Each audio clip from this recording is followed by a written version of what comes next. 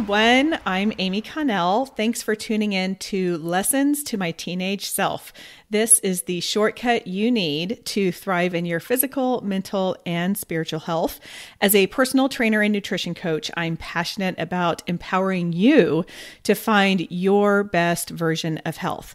Each week, we dig into one topic that I or my guest wish we had known as a teen. This week's shortcut is with Shaela Daughtrey, which rhymes with party. She told me that I can say. And we're just going to be talking about establishing habits, especially as you are going through your high school years and into college. Let me tell you a bit about Shaela. She's a certified personal trainer who believes that every woman can build a healthy and fit lifestyle no matter what season of life they're in. Shaela knows what it feels like to want to reach her health and fitness goals only to consistently fall short and never be satisfied until she found a better way and now teaches others to do the same. Over the last 10 years, she's helped numerous women find freedom in their health and fitness journey to go from striving to attain a certain goal weight or physique to finding joy in movement and food without obsession. And before we bring Shaela on, I have a favor. So this episode or this podcast is still relatively new. And one thing you can do to help spread the word is to leave a review. So I will put a link in the show notes on how to do that. I have a YouTube short that you can go, especially on Apple Podcasts. Just leave that star and reviews. And I really appreciate your help. And with that, let's bring on Shaela. Welcome. Hey, it's so good to be here. It's so fun. I'm so glad that we have connected and I have gotten a chance to be over on your podcast. And I'm so glad that you are coming over here to talk with my younger listeners on Lessons to My Teenage Self. Yes, I'm so excited. And my husband is a student pastor, so it all flows well together because I get to talk to teen girls a lot. When you are in ministry, one spouse is in ministry, the other one is as well, especially in student ministry, the other spouse is heavily involved. So you are a wonderful resource to my girls, to my young women here. So first, I would love it if you would share your story of becoming a fitness professional. So I do want to start out by saying that growing up, I was not athletic. When I started high school, my friends were all doing something. They were in clubs. And I was like, I need to try something. And I decided to try track for the first time. I'd never run in my life. That's brave. Yeah, it was very brave. And I'm actually a petite person. I'm pretty sure I was like 5'0" when I started in 9th grade. But I was actually really, really slow. And I was the slowest person on our team. Like if they needed, to boost somebody else's numbers, they would put me in with them so that I would come in last. So after that year, I decided I should probably move to academics rather than athletics. Growing up, I didn't work out. And then in college, I had a ton of friends who were runners. So this running coming back. And I was like, okay, well, if they're doing it, I could try to do it. So I became a social runner. I would only run if a friend was with me or if we were running races. Like for whatever reason, I decided to do all these 5Ks in college. All my friends would always beat me, but at least I'm socially doing something. Then when I went to seminary, I ended up feeling called to full-time vocational ministry. Went to seminary right after I graduated college. That is really when I started into fitness. And I started with CrossFit. I was 20 at the time when I started into my master's because I graduated a little bit early. I had finished in high school with almost 2 years worth of my bachelor's. And so I started in my master's at 20. And that's when I started in CrossFit and went through seminary. And that's really when the Lord started connecting health and fitness in my own life and what that meant spiritually for my body. But it wasn't until 2019, a few years after my husband and I had married, that I launched my own fitness company because he was in full-time ministry. I was in children's ministry and I knew I wanted to serve alongside of him. And so I was like, what am I going to do with my life? And so I just jumped in on fitness and launched my company in 2019. And here we are since then. We wanted to talk about habits today. I have a college sophomore and a high school senior. And I really am seeing it with my college sophomore. And I think that this also happens in high school where our schedules are always different. We've got exams, responsibilities, church, and all this kind of stuff. And building a habit of moving. And I'm going to let you explain probably why. I'm going to put this on you, but like, why do I? Pop question. Here we go. Pop question, all right, Shaela. let's go. Why do I call it moving other than exercise? Why do you think that that is so challenging to find habit in that, especially as we are finding joy in how we move? Yeah. I think to answer your question, for when our body moves, our mind renews. We'll talk about that a little bit later. Or name that. That's great. Yes. So often it's timing. Like you said, we're really busy. Teen girls, particularly sports, cheerleading, after school club, church, and then also perfectionism. I think is we start seeing perfectionism pretty early on in our lives, but I think it comes out even more so in high school. Our social priorities are higher than thinking we need to do anything with our bodies or moving our bodies, and or feeling like we have to go all out and do, oh, I'm going to do this. You know, maybe you're looking at workouts on Pinterest or YouTube, like, oh, I need to do this really hardcore 30-minute cardio workout. You know, you don't have to. You know, spoiler alert, you don't have to. Amen. But we feel like in that season of life, because we're still learning, we're still growing, we are just trying to figure out, where does this fit into our lives? And I think there are kind of two ends of the spectrum. You see girls who don't think about it at all. And they're like, I can eat whatever I want. I'm going to do whatever I want with my body. Like, I don't have to worry about that till I'm 35, right? Then we have the other end of the spectrum where they're obsessive about it. They want to fix their body. They want to see things change, particularly abs or legs or thighs.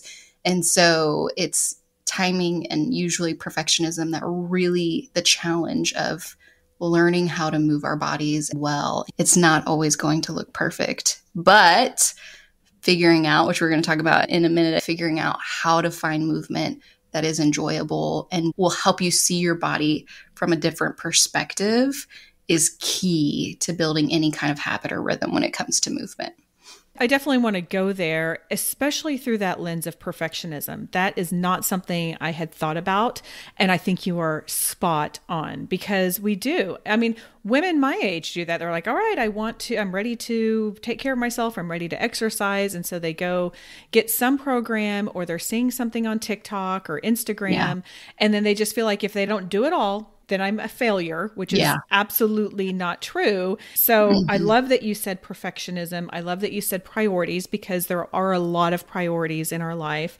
Let's talk about trying to figure out how to have joy in our movement and start creating those habits without leaning into those perfectionistic tendencies. Yeah. So like I said, my husband is a student pastor. And so having my company for the last several years at the time of this recording, since 2019, I have often gotten questions from teenagers about fitness. A lot of times the questions were pursuing fitness through the lens of wanting to get six-pack abs or lean their belly or get the thigh gap, you know, like in between the thighs, or tone the quote unquote cottage cheese legs, or, you know, whatever it is. A lot of the questions come from that. And like, they're like, I'll do whatever it takes. I'll do all the ab work, all the leg work. When I have those conversations with these girls, I try to redirect that our body moves, our mind renews. And the purpose of what we're doing with our bodies is to bring health to our whole body. And I always try to redirect spiritually, because it's hard to find joy in movement when we don't have an understanding of why we're doing outside of aesthetics, if you're wanting six-pack abs or the thigh gap or whatever that is. And that, or I've had this conversation before too, like disgust with your body is only a motivator for so long. Like, you're only going to get to the point where you can use that looking in the mirror and feeling disgusted with yourself for so long. And so really digging deep and asking the questions of, why am I thinking this way? Why do I want a flatter belly? Why do I want more toned thighs? Asking those questions, but then also asking, what's important 5 years from now? which can be really hard for a 16-year-old, and just processing through those questions with them. And then also reflecting on, okay, in your home, is there a culture there that being talked about? Where is this coming from? Was it a magazine that you saw someone who had a really thin belly? Or was it your mom who was on a diet that was talking about how she needed to get rid of her gut or her baby belly from having kids? Like, where did this conversation come from? Just a few weeks ago, at the time of this recording, our girls director ended up having a conversation with some of our middle school girls about fasting, because they were talking about fasting in Sunday school lesson or small group lesson. And the girls were talking about fasting for weight loss purposes. These are like 6th grade girls. That breaks my heart. And yeah, they were talking about fasting. And so the girls director and I had a conversation about how to redirect when those things happen, because they've seen their mom intermittent fasting. And so to them, equating spiritual fasting to weight loss was in their mind. It's a lot of what's going on in our minds, in our hearts, and questioning that, and also having a safe place to talk about that with either, your mom or a woman in your life who's going to speak life into that. But really, to find joy in moving and make that a priority, we have to start asking questions. What are we thinking about? What's the purpose behind it? From there, it makes it easier to be like, okay, I can move, but I'm not obsessively exercising or trying to spot train my abs. You make some great points. And one that I want to comment on is this concept of what are we thinking about and our mindset. And I'm going to merge that with when you said, what do you want 5 years from now? And if you think about a trail, the first time we would walk through it, you wouldn't really be able to see where we had been. But then after doing that several times, you make these grooves and you make a trail. The same thing happens with our brain. Yeah. So I think the question is, where do we want our head 5 years from now? Do we want to still be trying to get the 6-pack abs that, P.S., we all have? Some of ours naturally show more than others, and our divinely designed body by God is going to dictate that. But it's, how do we want to train our mind? And moving your body is renewing your mind. So I think you just bring up so many wonderful points with that. So let's shift and think about someone who says, I want to find balance. I'm going to work out 3 times a week. And then life happens. We have a test to study for, extra theater practice that keeps us late, or homework loads up, something like that. What kind of encouragement or guidance would you offer girls when they are in that situation of like, well, darn it, here I am and it's not working out. And so I just want to quit. Yeah, which goes back to the perfectionism. But I love this question, because here is the hard truth. If any of the girls listening are in sports, this is going to look completely different, because you have to be very type A on the mark for all of your things. So if you're volleyball, your soccer, your track, you have to be practicing and you can't relent. So I feel like that's a little bit of a different situation. But for those who get to choose to move, not because they are performance based, like having to perform for a race or something, but the truth of the matter is things will not go as planned, and they aren't meant to. And so one thing that I like to talk about with our girls and even the women that I work with is that, balance itself, I don't necessarily believe exists, because life changes so frequently. And I also don't believe biblically, well, the word balance is not in the Bible at all, but biblically, if we believe that the Lord is who he says he is, and we believe in the Bible, if those who are listening are believers or Christians or kind of on the verge, like as we're reading through the Bible and we're thinking about it and wrestling through what we believe, our beliefs are, where we came from, all of those things, if we believe there is this higher power that, created and did all of these things, then we have to believe he is the only one in control at all times. And when we are the ones striving for balance or trying to do it all or be perfect at everything we're doing with our grades, sports, and, making sure we get the medals and winning the races and all of the things or the games, we have to remember that we are not really in control of everything. And that's not a bad thing, but it's hard. It is a hard thing to work through, and it's a hard thing to understand at various ages, no matter what age you are. I'm 30, or 31. I'm 31 now. I already forgot my age. You hit 30 and you forget your age, But like, even at this age, it just changes in different seasons of life, what you try to control. And so reminding ourselves that we aren't in control, and that's a good thing, but life is going to happen.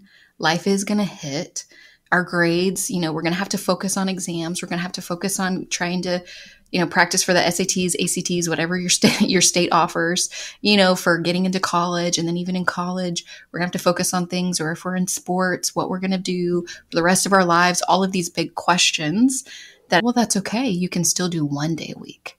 Right. And you can still do 10 minutes. Like maybe you only do 10 minutes or you only do 5 minutes. And that's a win. Even if you just move a little bit, like that is a good thing. And you're doing it because you get to. That's when it changes from, I have to work out because I need to get this body and show it off at the beach, living in a beach city. For us, it was always, I want to be able to wear my 2-piece swimsuit and look really good in it. But it moves from, I have to do this in order to have this body, to, no, I get to do this because this is helpful for my body. This is the reason why, like we talked about earlier. This is Paul talking, and he's saying, do you not know that in a race, all the runners run, but only one gets the prize? For those of you who are listening, who are in sports, you will understand this completely, this analogy. Run in such a way as to get the prize. Everyone who competes in the games goes into strict training. They do it to get a crown that will not last, but we do it to get a crown that will last forever. Therefore, I do not run like someone running aimlessly. I do not fight like a boxer beating the air. No, I strike a blow to my body and make it my slave, so that after I have preached to others, I myself will not be disqualified for the prize. And I want to first that scripture is not saying we should, beat our body into submission, but it is saying that our focus is what matters, and what our heart and our minds are thinking and desiring when we're moving.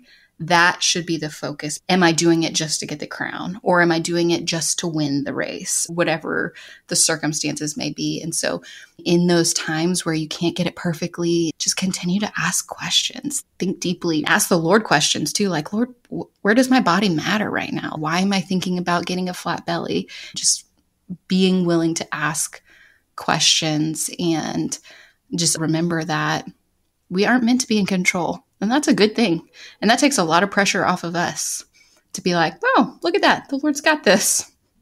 And when you were talking about, like, even if it's just 10 minutes, even if it's 1 day, and I would also encourage people to think about the positive aspects that happens when, how do they feel?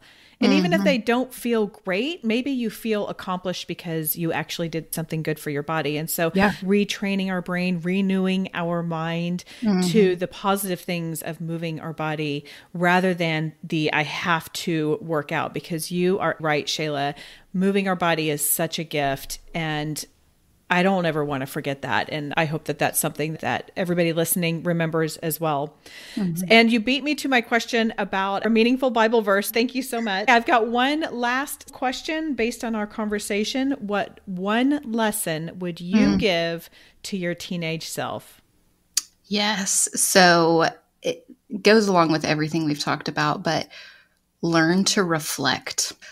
3 words, learn to reflect. And just learning to take our thoughts captive practically, what that means for us as believers, no matter if you're 11 or you're 19, like whatever age you're at, learning to take thoughts captive, meaning assess your thoughts. What are you thinking about? I remember being in a psychology class in high school, and she had us do a dream inventory where we had to write out our dreams. And she was like, every morning, I want you to wake up and write down your dreams. And it was very interesting for me because I dreamed every night. I'm a huge dreamer. I remember them. But that was a turning point for me. I was in 9th grade, learning to just even evaluate my own thoughts, but also evaluate my dreams, and what thoughts I was having that may have led to those dreams. But just learning to take a thought inventory. What have I thought most about today? Like asking questions. I think so right now in our culture, critically thinking is not a thing. And by critically thinking, I mean, we have a hard time, especially with TikTok, whatever, they're 15-second videos. I can't even remember, but like the average attention span right now is like 10 seconds. And then you're on to the next thing. Learning to take time, take a moment, even just as you're finishing this podcast episode, take a moment and say, okay, what did I think about today? And write it down. Make a list. What all did you think about today? You probably thought about a lot. There's a lot going on. If you were on social media today, you probably watched a lot of videos about a lot of things. You're probably taking tips from things you were learning at school. Your coach was giving you all these cues for things. There's probably a lot going on in your brain, a lot more than we realize. And so just learning to just take moments of time. What did you think most about today? What did you think about? And that just builds a skill of what we call awareness. And we want to learn to become aware in our minds and in our hearts and in our bodies. Because when we become aware and we learn how to reflect, we know how to build a deeper relationship with the Lord too. And that's at the end of the day, we want to be doing that with our bodies as well. And if we don't know how to reflect, we really can't ask those questions of why am I having these body image issues, And so just reflect, learn to reflect, and ask mentors, ask your small group teachers at church, people you trust. Do it with your friends. Like, hey, let's do a fun game today. Let's all sit down and talk about what we thought about. But you may not want to share that with your friends though, because you may not have thought great things about some of your friends. And so there's just so much that can come from just taking a moment and learning to reflect. And that will build over time, but just sitting there and even just after this podcast, like, what did I think about today? But just learning to reflect, that would be my biggest thing. I wish I would have done it sooner. That's such good wisdom. And that is a wonderful lesson to pass on. That's all for today. Take today's lesson and go out there and live the life God has for you and your amazing original body. Thanks for tuning in today. Do you have a question you would like answered here on the Lessons to My Teenage Self podcast? If so, go to the show notes where you will see an anonymous form you can fill out, and that question may be answered here on the show. Also, if this show is valuable to you, could you do one of two things that are enormously valuable to me? Number one, share it with a friend. Just take a screenshot, send it to her, or you can go to the show and send it straight from there. Also, if you can provide a rating and review, particularly if you listen to your podcast in Apple Podcasts. Thanks again, and see you next time.